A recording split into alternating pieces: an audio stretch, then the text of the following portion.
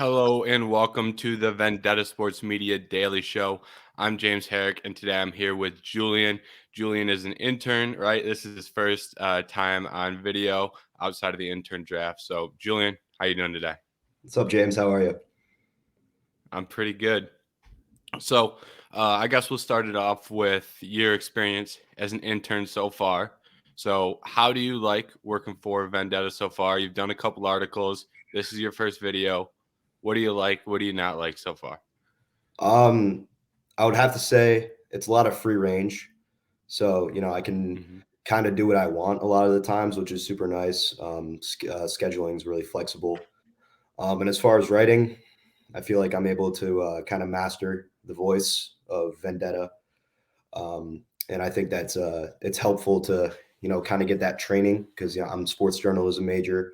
I go to the Cronkite School at Arizona State. So that's what I'm doing, and I'm trying to master my voice when it comes to writing style, but also speaking on air too. So I love doing this kind of stuff. I love Hmm. being flexible, and yeah, it's been a great opportunity so far. Yeah, I will say your first article that you wrote was the Cardinals hiring a new GM, and Mhm. I thought that was pretty good for a first article, especially because it's Thank a you. little bit different at Vendetta. You can add some of some of your opinions. So I thought you did a good job with that for a first article. So shout out Yeah, for that. that was a good story. They were a dumpster fire this past year. The Cardinals. I had a lot to write They- about. Yeah, and they're in the mix for head coaches now, so we'll see how that goes. But sounds like they missed out on Frank Reich, who was someone that they were looking to get. So we'll see how they rebound there. But Hmm. nonetheless, moving on. Quick, we don't have much for Vendetta news or Vendetta stuff to talk about. So for this little to wrap up this Vendetta section, I just want to shout out Jim Arrange, the Jim Arrange Pod. It's our college basketball podcast. Most people are probably aware of who they are, but big shout outs to them because they've been doing some really good work. Carl and Cervantes have been killing it. Their playbacks are good. If you don't know what playback is, it is basically you can watch them watch a game. They commentate on the game. That's been good. Carl's killing the TikToks. So they've been doing a lot of really good work. Their picks, they post picks every day on the games, three to five, and I think they've got a winning record on the year. So I've been tailing their picks, and they've been making me money. So have to shout them out for that. And while they're doing that, Cervantes has been doing all the editing. So since we don't have much for Vendetta news to talk about or any Slack stuff going on, I figured I'd shout them out because they've been doing good work. Absolutely. And then leading right into the sports talk today. We've got a lot going on. Most of it's going to be NFL stuff. But before we get into the NFL, we're going to do some quick MLB preview, and we're going to do the NBA All Star starters, and we're going to start that off with the MLB season preview stuff. So, Julian, you take that over. Yeah, so MLB season preview. What an exciting offseason it was in the MLB. We had obviously the whole Correa debacle with the Giants. Hmm. He had signed with the Giants, for those who are unaware, but he was unable to pass a physical. And rumors swirled for a couple weeks, and he ended up signing with the Mets. And then the same thing happened with the Mets that happened with the Giants. So all sorts of chaos happened with that kind of realm. That was really the headliner story of the offseason more than anything. Eventually, Correa ends up with Minnesota. So for the MLB preview, I just wanted to touch on a couple of contenders. And if we start in the Hmm. American League, there's a definite talent gap, in my opinion, between the American League and the National League. The American League it's very top heavy and has a couple of contenders that are going to be there. But I don't think they have teams in the middle that have a legitimate shot at winning the American League. A team like the Cleveland Guardians is not going to win the American League. The Twins are not going to win the American League. So I Hmm. really only think that there's 3 to 4 legit contenders in the American League that can actually make a World Series this year. Of course, it's the Houston Astros. They're the powerhouse of the MLB right now, and they will continue to be for the next couple of seasons. They will be in the mix for sure. Certainly will be there. The Yankees will be there. They made a couple of nice moves this offseason by bringing in Rodon, and obviously retaining their guy Judge and making him captain. That was one of the biggest moves of the offseason as well, not letting him go, because who knows where they would be without Judge. The Seattle Mariners, I liked what they did this offseason, and I like their trajectory for the future. And Toronto, I think Toronto is a team that is a borderline team, and they can get very hot. And if they do get hot, then you better watch out, because they've got some guys that have experience and they have a really deep rotation. If everybody can play up to their abilities, then that team could be dangerous in the East. As far as the National League, give me. Wait 1 second. Give me a team in the American League that people are maybe high on that you're not as high on, that you think might underperform on that side. Yeah, so every year we have this same conversation going into the MLB season about the Los Angeles Angels. They're a team that everybody thinks is going to break through because, they signed a couple dudes in the offseason, whatever. They have Shohei Ohtani, they have Mike Trout, they have those two guys. But I look at this roster up and down right now. I see those two guys. I see a couple key players in their lineup, but the pitching staff just still isn't there yet. And if they are subpar in the first half of the season, they need to seriously evaluate where they are with Shohei Ohtani, because it's coming up. He's a free agent. He's a free agent this offseason. It's going to be one of the biggest deals in professional sports history, the Shohei Ohtani contract, because whoever ends up signing him will sign an ace pitcher and a guy that can be in your lineup for the next 6-7 seasons. So the Angels have some serious self-evaluation to do, especially if they start off cold this year. Yeah, and we've had some people here at Vendetta. I'm not as in touch on everybody's MLB takes. I believe, I don't want to misquote Trey, but I believe Trey has been on the stance of trade those guys. What's your stance on trading some of those big stars in Los Angeles? I think the Angels have had time to make it work, especially with a guy like Shohei Ohtani. But especially with ownership not selling, I would say that it's going to be very hard for the Angels to field a competitive team this year. And it would be hard for them to trade Ohtani, but I think you have to. I think you have to send him to a team like San Diego or a team like the Dodgers, who can give you half of their farm back. And, you trade Ohtani, you keep Trout around, which is unfortunate because I love Trout and I want to see him succeed. But I feel like he stays. I feel like he's going to stay around.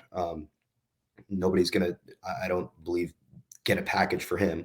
But you can get 4 or 5 top prospects and a couple players right now for Shohei Ohtani. That's the type of trade package he's gonna yield. So I think that they should probably trade Ohtani, although they might not right now. It would be like a midseason kind of thing, like a deadline kind of deal. I got you. All right, so go on with your NL side of things. The National League is much deeper as far as teams that can win the conference and can win the National League pennant and go to the World Series. We saw how close the National League East was last year, with the Braves eventually coming out on top. Atlanta's going to be around. They're going to be good again this season. Although I didn't love their offseason. It's kind of being slept on how poorly the Braves really did this offseason. I didn't really love their offseason at all. I thought they got outperformed by not only the Mets, who are in the NL East, and the Phillies. I believe that both of those teams actually are going to make the jump and be better than Atlanta this season. But yes, any of those 3 teams can all make it to the World Series on any given season. They just need to, kind of get the spark like the Phillies did last year. Philadelphia obviously got red hot down the stretch. And then with Bryce Harper and Hoskins and Schwarber and those guys, and they just kind of got hot, and they ended up being in the World Series. So the National League East, I think, is by far the best division in baseball for this upcoming season. So that'll be strong. And then in the West, you got the Giants out there. not the San Francisco Giants, but the proverbial Giants, the Dodgers and the Padres of the world. I think those guys are going to be in the mix again.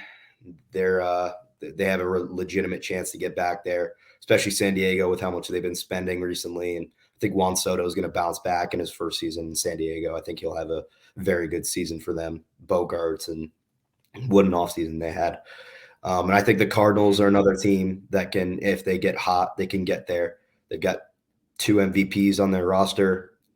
They've got enough juice to get there too. So I think that the National League has a bunch of other teams that can get there than the American League. But I like the competitive side of the NL this year more than the AL. Yeah, and then another team here. What's your take on the Mets and how the offseason went for them? And what do you think their upcoming season is going to look like? Yeah, so the Mets, they really had a very good offseason, if you break it down, because they were a 101 win season last year.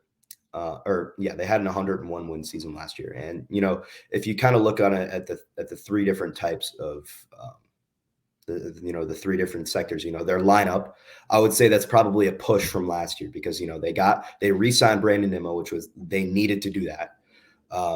But, they lost out on a guy like Carlos Correa, who would have absolutely changed the dynamic of that team. Correa the contract may have not been the best for Correa, but I do think that this upcoming season, he would have been a great piece for the Mets. But they still have their core in that roster. So I would still love that lineup if that were my lineup. And then the pitching staff was something that was very keyed in on this past offseason. So you get rid of Chris Bassett. He walks to Toronto, but you sign Kodai Senga from the Japanese superstar. And then you lose Jacob deGrom. He walks to Texas, but, you fill that hole with Justin Verlander. And then you're likely going to get a full season of Max Scherzer again. So, and they also lost Taijuan Walker to Philadelphia, but they signed Jose Quintana from the Cardinals. So they did a really good job of replacing the holes that they lost. A lot of people aren't talking about how poorly this offseason could have gone for the Mets if some things hadn't gone the right way, because they had Diaz, who's a free agent, Nimmo, who's a free agent. They were able to re-sign those guys, and they were able to plug other holes in their roster that people thought, were weaknesses. And they had I think they had the highest amount of free agents this past offseason. So I think that they really did a good job of staying afloat, and they'll be another 100-win season for Queens. Gotcha. That's interesting because the Mets always have an interesting offseason, and this season they had a lot of movement in that roster. So, and in the future, when we can get you mixed up with some of the other MLB guys, sounds like we're gonna have some MLB stuff cooking, and once we can get you paired with Milo and DePena and some of the other guys over there, yeah, the MLB section will be cooking. I just missed the fantasy baseball kind of sector. I know you guys were just talking about it right when I got started training, so I just missed out on that. Mm-hmm. But hopefully we can start a separate league or something. You can be an advisor to my team. I think I'm going to need help. I'll help you out. All right. Perfect. So moving on, we've got the NBA All-Star starters were announced last night, so I am going to pop those up on the screen here. And here we are. All right.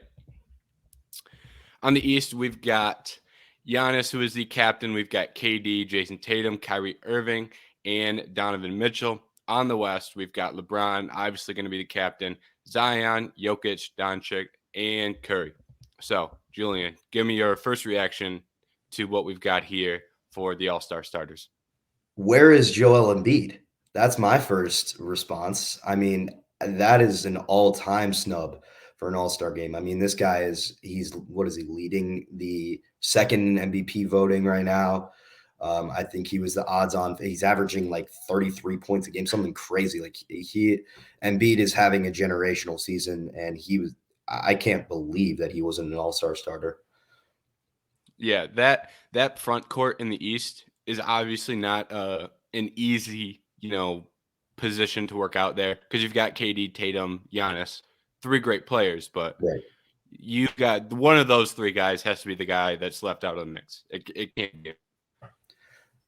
And I thought it would be KD, especially because of the time that he missed. He's missed the last couple of weeks, and he's going to miss a few weeks here in the future too. So I was very surprised when those first dropped about that one. I thought it would be either KD or Giannis. I thought Tatum would make it. I thought Embiid would make it, but nonetheless, I think they did good in the backcourt with Kyrie and Donovan Mitchell, though. I don't have any major complaints there. Yeah, I mean, Mitchell was a lock for sure, and probably Mm-hmm. Kyrie too. He's really stepped up recently. Looking at the West, do you think that there were any snubs? I mean, I kind of like this five here. There was one guy in mind that I had instead of Zion, because Zion did go down. But let me know your thoughts. Yeah, I'm kind of with you there. I think the four is strong. I think the two that you're looking at is Zion and Steph. You kind of got to pick and choose what you're thinking there. But with Zion, it's he just hasn't played a lot of games, and I think you can go Sabonis or Lauri Markkanen in there and really have an argument. Yeah, I thought it was. I thought it probably should have been Sabonis when I first saw it too. Sabonis has basically carried that team on his back this year. Kings are 7 games, 6, 7 games above 500, which is impressive. And also thought Shai Gilgeous-Alexander could have had a chance to be in there. He'll definitely be named an All-Star player, but I thought he could have snuck it instead of probably Curry.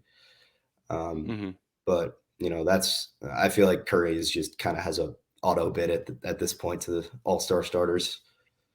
Yeah, exactly. That's out of respect. Yeah, Very good player, very good player, and you would have to put someone like Ja or Shai Gilgeous-Alexander there, and it's tough moving Curry out of that point guard spot for the All Star starters. But if they did it, I wouldn't have really had an argument there because both those guys have very deserving All Star cases.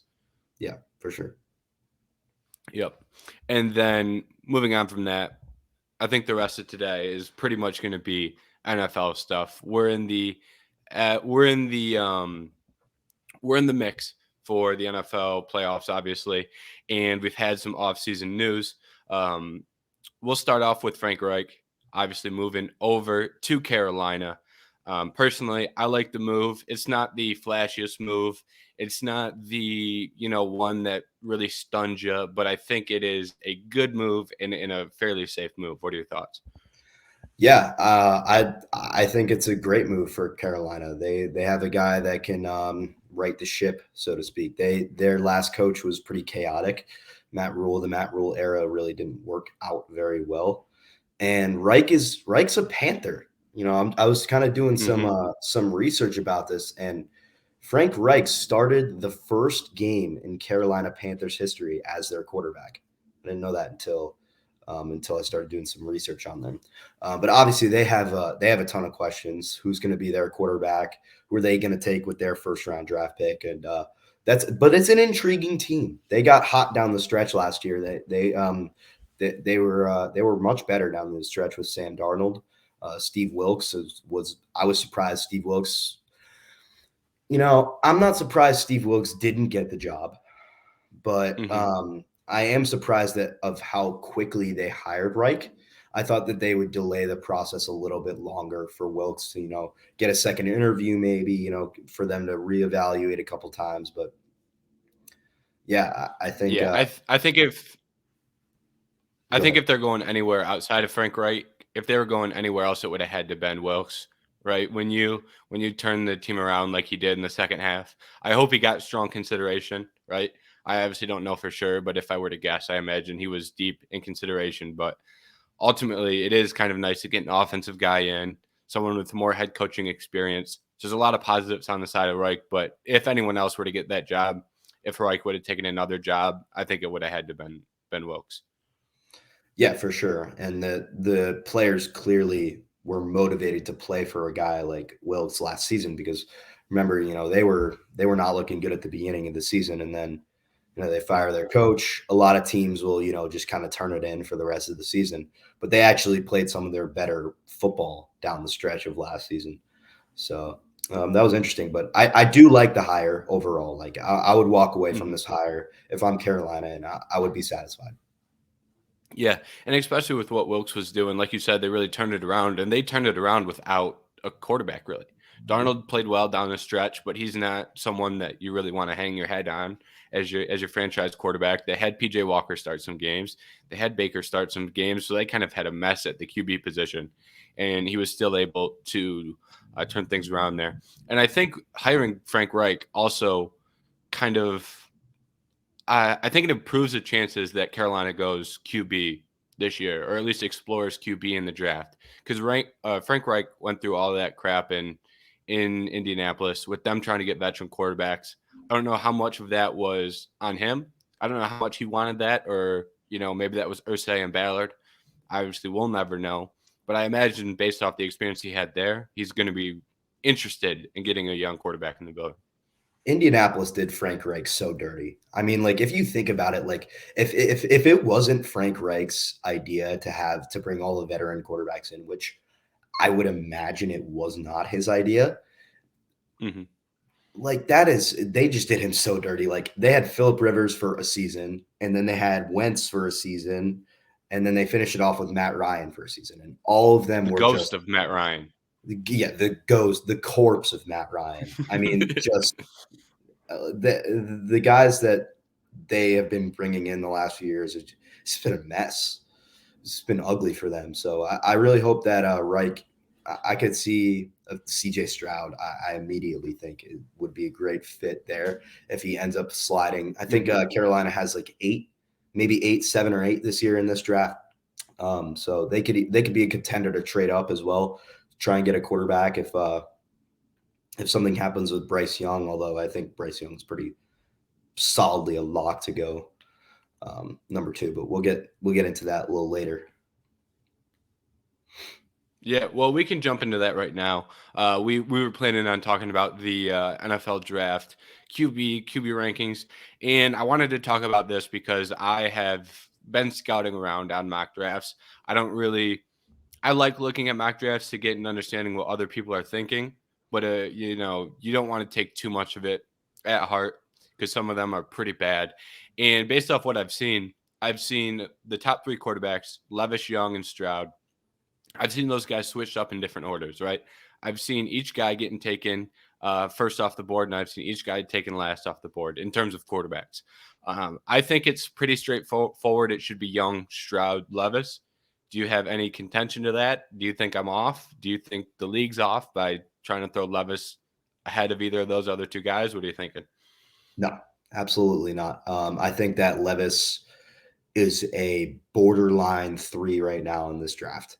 I think that the top 2 are much further ahead of Levis as prospects are concerned. I think Young and Stroud are both better quarterbacks and both will be at better NFL quarterbacks today. Will Levis is the prime example of scouts and people in the NFL seeing what works in the NFL and trying to find a prospect that replicates that in college. Will Levis has got the crazy intangibles. He's got the rocket arm. He can move around. He's got that arm. He's got an NFL arm. There's no doubt about it. But he did nothing in the stat sheet. Like he was really like subpar in a lot of different games this year for Kentucky. And I don't know. I think that he'll be a decent quarterback. But he's shown me nothing on tape right now that would have me pick him for my franchise to be the next guy. If I was Carolina, I would not take him. If I was New Orleans, I probably would not take him. Vegas, probably not. I mean, you just kind of go down the line here. Like I don't love him as a prospect. He can prove me wrong.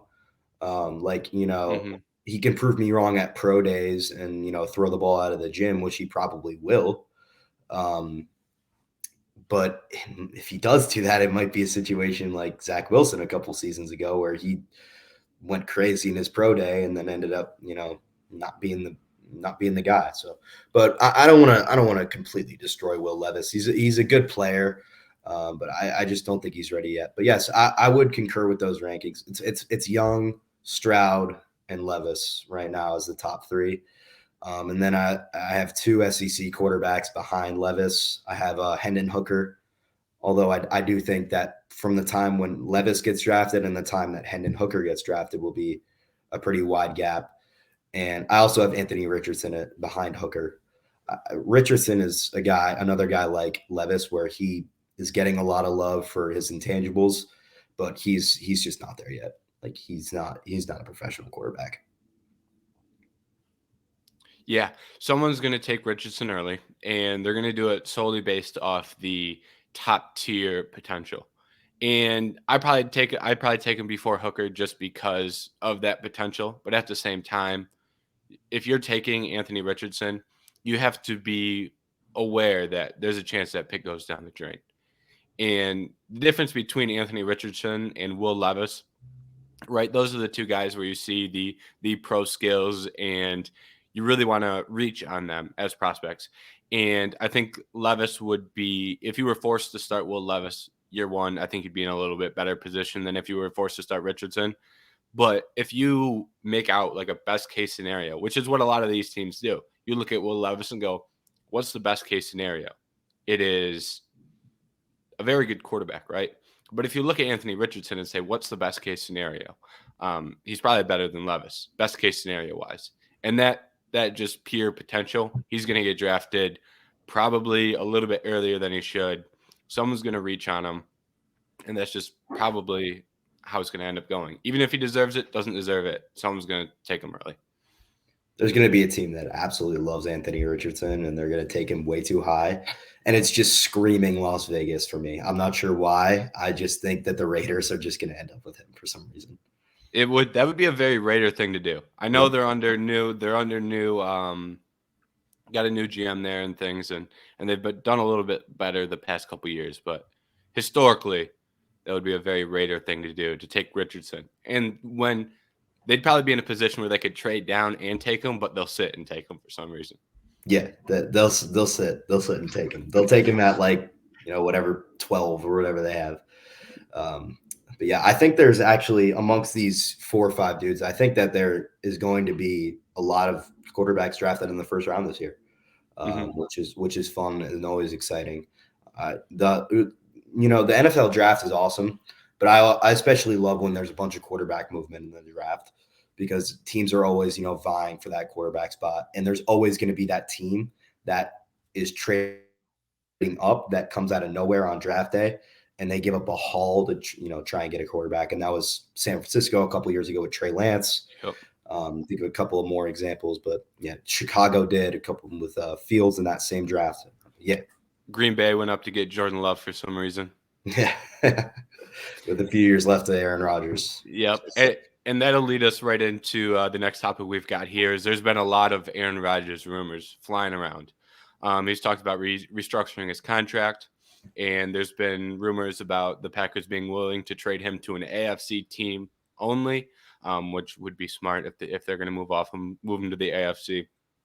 And the Jets have signed Nathaniel Hackett, who was his quarterback coach in Green Bay. So they may be looking to make a move there. What's your take on this Aaron Rodgers movement or rumors? Do you think he gets moved? If he gets moved, where's he going? Yeah, I think he does get moved. I think he's done with Green Bay.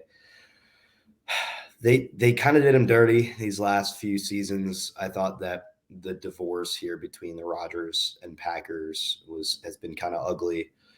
This past season, he was not as good as he was in the fewer seasons. But there's nothing around him. They didn't continue to build around him while they had the chance. While they had the chance for the last 15 seasons. But yeah, I think that he's done as a Packer. But the DraftKings odds as of I think it was the 25th, right when Hackett got hired as the Jets, were Packers minus 125, Raiders plus 550, which are the second best odds, Jets plus 650, third best, and then San Francisco plus 1,000, and New England plus 1,200. And if I was a betting man, I would put my lumps on the Jets here. I think that at plus 650, they get the best value for that. And I also think that the hiring of Nathaniel Hackett is going to be a pretty important hire because he's going to evaluate that offense, and then there's going to be scheme change. And if there's anybody that knows how to scheme the Jets, or scheme an offense, excuse me, it's Nathaniel Hackett with Rodgers, especially. And it didn't work out with Russell Wilson, but it did work with Rodgers when Hackett was there.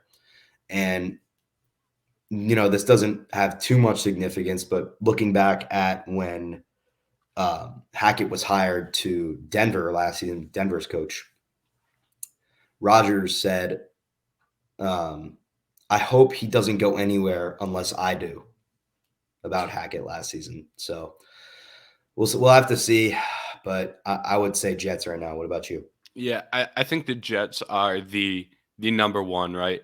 And I think on the side of Nathaniel Hackett, what he was able to do with Rodgers in Green Bay, obviously that wasn't all him. He had some other very good offensive minds there, but with what they did the last couple seasons, they really didn't have much for weapons outside of Devontae Adams. Obviously, he was in Vegas last year, but prior to that, great years as a Packer. And I think it's interesting what that Jets offense looks like with weapons around Rodgers, like Brees Hall, like Garrett Wilson. There's a lot of strong options there, and that'd be an interesting move, right? That would be very interesting to me. I was surprised the Colts. You were throwing out some betting odds there. I was surprised the Colts were not higher up there, just based off what I think Irsay, because I think Irsay has a lot more control than most owners, and that seems like an Irsay type move, going out and getting Aaron Rodgers, whether it's the right move, wrong move. That seems like something he would do. Yeah, but that is true, and I do see that. But I mean, how could you tell the fans again that we're going and getting an old quarterback we're not getting the future? I mean, I would, if I were the Colts, that would be hard for as a Colts fan, that would be hard to swallow. To not learn from our mistakes and have to deal with another older quarterback, although it's Aaron Rodgers. Aaron Rodgers is Aaron Rodgers, but Aaron Rodgers took a step back last season, and he's getting older. He's not getting any younger. So yeah, we'll have to see. I would be shocked if he ends up in Indy, but stranger things have happened. Yep. That was kind of my thought process too. And I think another thing, going back to that Jets move to bring it back up, I'd be interested to see if they move off Zach Wilson in that move. Do they package Zach Wilson, or do they keep Zach Wilson and try and keep him behind Rodgers? Zach Wilson, in my eyes, doesn't seem like the best option for a backup, right? He's not going to be your prototypical backup quarterback. However, if you're going to let him learn behind somebody, Aaron Rodgers is a good option. So you're kind of stuck in a position there. And I don't know if Green Bay wants Zach Wilson back, because now you're sitting there. Do we go Zach Wilson? Do we go Jordan Love? We drafted Jordan Love. Probably don't really want Zach Wilson. I would imagine that they wouldn't want Zach Wilson. I couldn't see how anybody could want Zach Wilson at this stage, besides the team like maybe like Houston or like New Orleans, team that like really badly needs a quarterback to just go there and kind of have a reset. I think that he wouldn't be. I wouldn't imagine he would be part of a trade package to Green Bay. I would think that he would, if Rodgers were to end up in New York with the Jets, I would imagine Zach Wilson gets cut, because I don't think that him and Rodgers would work together. I can't imagine that those two huge personalities can sit in the same room together, and Wilson can be impartial to Rodgers and kind of build Rodgers up. And I just don't see that happening. Although I do think that they're actually pretty similar quarterbacks, besides Wilson's tendency to you just completely make a bonehead decision here and there, which he did several times throughout the season. I think that they're similar arm talent, and they're kind of similar prospects in a way. But no, I don't think they would work together. I think that if Rodgers ends up a Jet, then Wilson's going to be cut. Yeah, I agree with you from that standpoint, where I think in a perfect world where everyone gets along and personality doesn't matter, if you're in a Madden simulation, you keep Exactly. Zach Wilson to be the backup. Mm-hmm. But the issues that come with that, with him in the backup position, may make it not even worth it. Where you just put that whole pick behind you and try and move on. Absolutely. Yep. And then moving on here, championship games this weekend. We'll start off with Eagles and Niners. Give me your first thoughts. What are you thinking? What stands out? So yeah, it's we got a great one here. I'm excited for that. And that's going to be those are the two best teams in the NFC this past season. So it's a really intriguing matchup, and something from a Philadelphia standpoint and what they need to do to win the game. And we saw it with Dallas last week. They should basically just steal that Dallas game plan on their defense, and just get after Purdy as much as you can, and trying to stop the short passing game. And I think Philadelphia has an extremely good team, obviously extremely good defense, and I think they have a real chance to do it.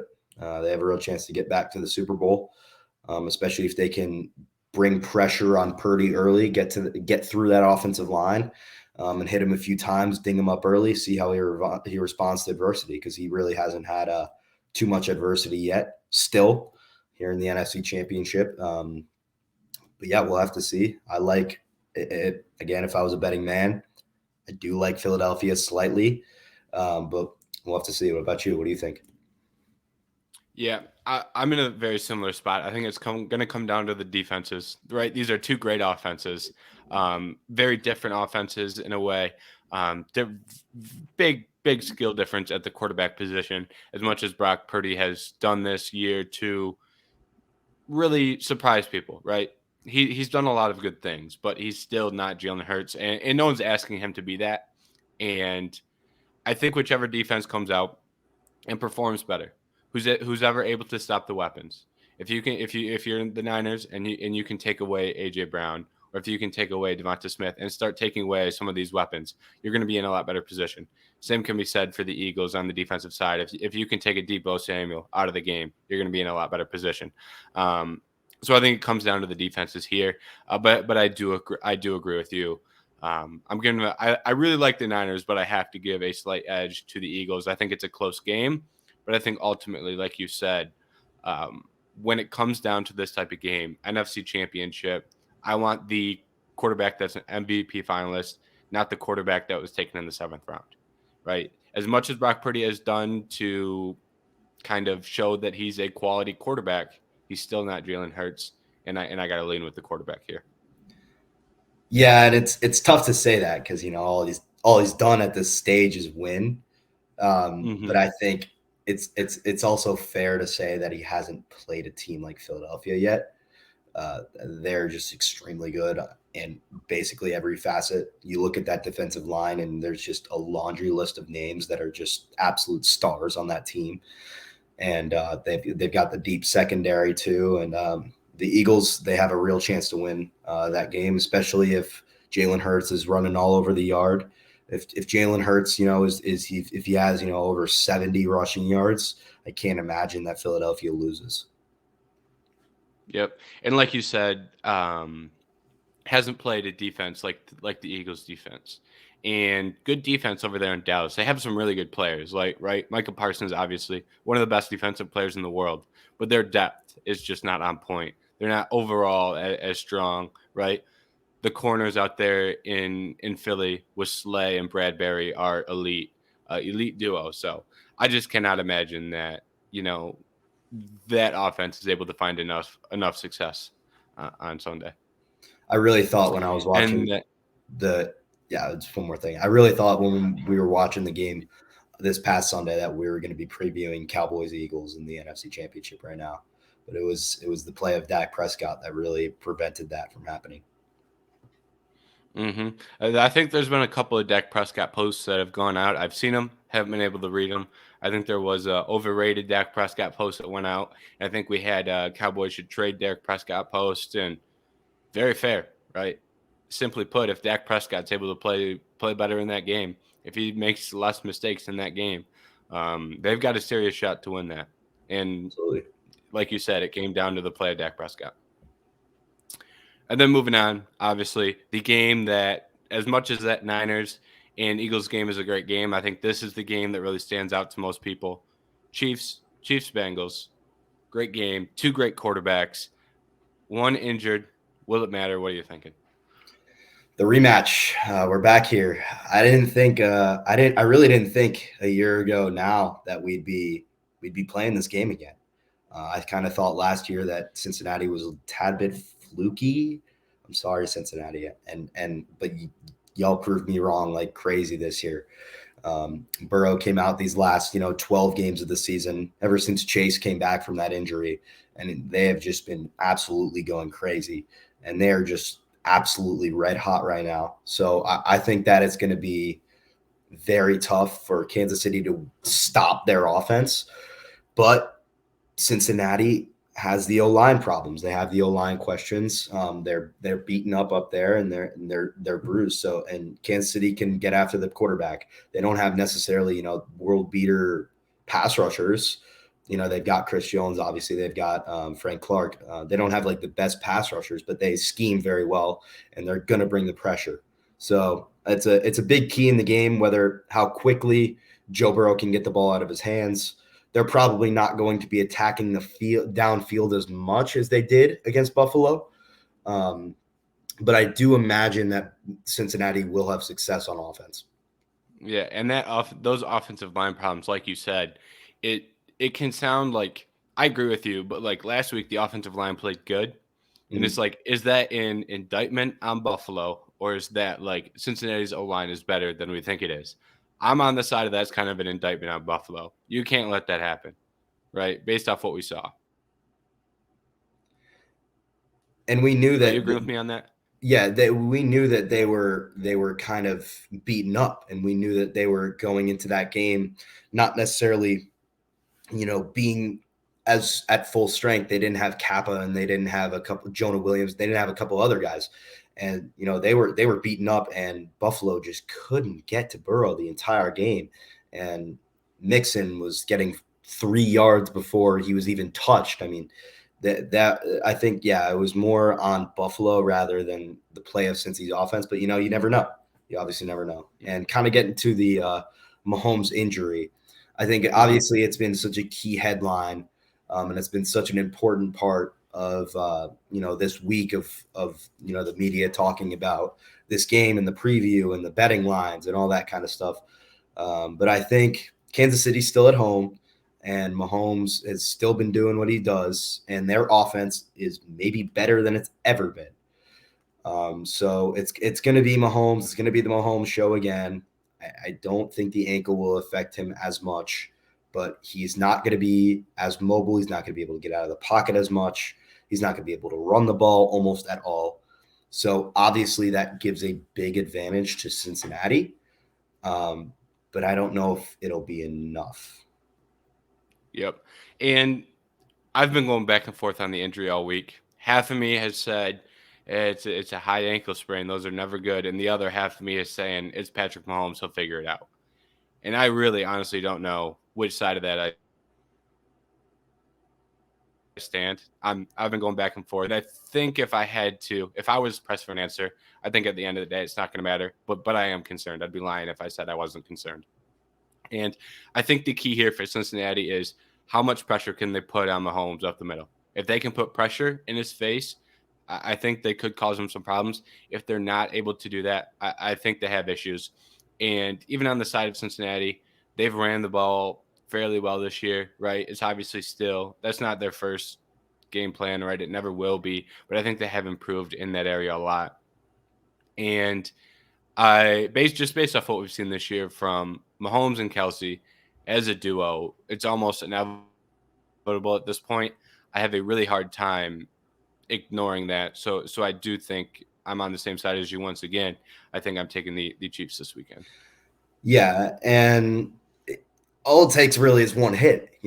That all it takes is one hit for Mahomes to be not the same, or he can't walk, he can't plant off that back foot. So I've been going back and forth all week, and I don't know if it'll be enough for Cincinnati to kind of get there and get pressure, and I don't know if their O-line's going to hold up, but I think Burrow's hot. I think Lou Anarumo is going to put together a great plan, and I think that defense is going to get to Mahomes, and I think the Bengals are going to win the game, and I think we're going to have an Eagles-Bengals Super Bowl. Really exciting Super Bowl. All right. I think. Yeah, that would be a great game. You threw me for a loop there. I thought you were on this side. I thought you were on the Chiefs side for a minute. I've been doing it to myself all week. I've been going so back and forth on this matchup, so I really don't know. But yeah. Yeah. It's one of those games. I mean, the betting lines are the lines -1, and the Chiefs are a 1-point dog, and they're the favorites on the money line. Yep. So if Vegas doesn't know, if Vegas isn't going to give you a line, if that's the game they're going to play, that's kind of indicative of where this game sits. It's hard to make a call. If they don't know, nobody knows, right? Yeah, exactly. So we've got one topic left here, unless you had any other NFL stuff that you wanted to throw in before we move on, because the last thing that I've got here is Dana White's Power Slap League, which I want to touch on. I don't know how much you know about that. It's a pretty simple concept, but we can move over to that unless you have any NFL stuff that's sitting on your mind that you want to talk about. No, let's do it. Let's move on. All right. Dana White's Power Slap League. I'm obviously a big UFC guy, right? That's the majority of my content that I push out here at Vendetta is UFC. And UFC President Dana White has started a new sport, it's being called. Power Slap League. The basis of the league is basically two dudes standing there, can't move your feet, and you slap the other dude as hard as physically possible. Now, I think this is the dumbest thing of all time. It may just be the dumbest thing of all time, right? I'm not on the side of, right? I think it's a little bit hypocritical for me as a UFC fan to sit here and yell about safety, right? I'm not going to sit here and yell about safety. I don't think it's safe, but I also don't think fighting in the UFC is safe. I don't think boxing's safe. I don't think football is safe. So I'm not going to sit here and pretend to sit on my moral high horse and claim fighter safety. No, they're not safe. Yes, it's probably worse than the UFC. But I'm not going to sit here and pretend like I'm some, moral authority on Power Slap. I just think it's stupid. Like, what are you going to see? You're going to see a dude slap another dude in the face, probably get dropped. Like, I just cannot wrap my head around the entertainment here. There's nothing to it. There's literally nothing to it. I remember when this kind of got popular a few years ago, and it was like this Russian thing that people just slapped each other for sport, and I was like, this will never be a thing. And now we're actually here at this timeline that Dana White has his own Power Slap League. Like, this is just ridiculous. It's not a sport. It's towing the line of what it is and isn't a sport, and it's on the side of not a sport. And I actually found a story about this from SB Nation. And this is just ridiculous. Like, we talk about safety and but this isn't everything. This is just barbaric. All these other sports are just it's a sport, there's actually MMA, you want to talk about MMA, hockey may not be safe. Football might not be safe. There's a goal and there's a actual sustained match and something happening and a change. And, this is just a ploy to get people to spend their money on something stupid. This is just to get people to bet on literally people dying. So the story that I did want to say was from a slap fighter on October 22nd, 2021, 46-year-old slap fighter Artur Wallace-Walchek fell to the ground after being knocked out during a slap fight. Walchek was knocked down 4 times during the event and suffered a cerebral hemorrhage. He was taken to the hospital where he was placed in a medically induced coma. He never regained consciousness, passing away due to multiple organ failure in November of that year. So, I mean, this is just It's just ridiculous. It shouldn't exist. It's stupid. Somebody's going to die. People are going to get seriously injured for the rest of their lives. It's not worth it. Yeah. And it's they did their best. They did do their best to make it safe. But you can't make it safe, right? They added rules where you can only take so many hits, you can only be knocked down so many times. But you're just it's like putting a band-aid on like a leaky pipe. The water's just going to eventually burst. The problem's still there. You're just patching up an issue it's never going to solve the problem. And the worst part is these guys are not like healthy guys in a way, who are coming in and doing this. I shouldn't say they're not healthy, but a lot of these guys are ex MMA fighters, ex boxers, the majority of them. So these guys are coming in with head trauma and just taking more. And there was a former UFC fighter who came out and said, "Yeah, I was contacted about joining Power Slap League. They offered to pay me $2K to show up and $2K to win." So Nothing. best case scenario, you walk out with 4K. You walk out with 4K and CTE. Yeah. Yep. And like I said, these guys, like, from a competition standpoint, a lot of if you're like really interested and you want to get into it, a lot of these guys are guys who got ran out of MMA. I was searching some of the guys they had on and some of the guys that they had on the show, some of the guys that won. There's guys with like MMA records of like 2-8, 1-6, 3-13. I'm like, yeah, these guys aren't even. They just figured out who will do this. Was the question? Who's willing to do it? And this is what we've got. And last thing I've got here on Power Slap, they're running after AEW, the wrestling promotion. And on the first episode, AEW brought in 1 million viewers, and they get aired right after. So you've got 1 million viewers on the TV. They ended up drawing 300,000, which is an astronomical failure of television. So this is probably just going to be one season, and it's not going to get renewed. So thank God. Get rid of this. Seriously, yeah. This should not be a thing. No, I'm all with you, and I don't see the entertainment. It's not worth it. I really don't have anything else to say. I find it funny how I'm with you. I find it funny how Dana White is creating a slap league, and meanwhile he just got in trouble for slapping his wife. I think it's a little coincidental. It is very yeah. It is not good timing for Dana White to be doing this. And his punishment was it is, and that happened. So they were like, let's push the TV show back a week. A week. That's what came out of that. So, unreal stuff. I don't really have anything else.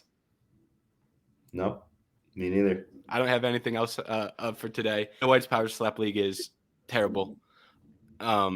We talked most of the time, and most of it was NFL. Had a nice little MLB preview in there as well. So, unless you've got anything that you wanna say before we get out of here, I'm ready to close it down.